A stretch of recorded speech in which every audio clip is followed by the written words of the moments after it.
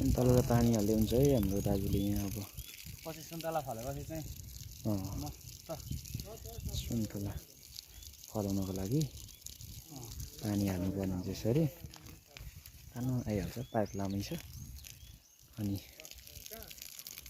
हाम्रो यसरी ग्राफ्टिङहरू पनि हुँदैछ यो दाइले भइहाल्नु हो बिलुक दाइले चाहिँ भोजपुर जिल्लाको सौखासिली छो गाउँपालिका वडा नम्बर 3 मा आएर चाहिँ अहिले यस्तो कामहरू देखाइराख्नु भएको छ।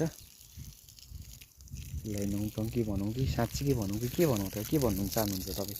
अब यो सुन्तला पानी हालिँदैछ यसलाई मलजल गरिसकेपछि चाहिँ टक्कसँगले पछि यसले फल दिएपछि टक्क घाममा बसेर खान मिल्छ। ओहो साह्रै मिठो कुरा गर्नु भन्नु साह्रै मिठो कुरा गर्नुभयो।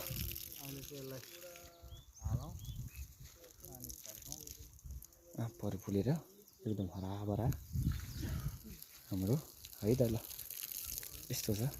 कति हामी भिडियो रोकौँ कि केही भन्न चाहनुहुन्छ केही कुरा राख्न चाहनुहुन्छ भने? यो पछि हाम्रो एग्रो फार्मबाट चाहिँ फेरि सुन्तला यो फल्छ समय लाग्छ धैर्य धारण गर्नु होला होइन। हामीले यसरी मजल गर्दैछौँ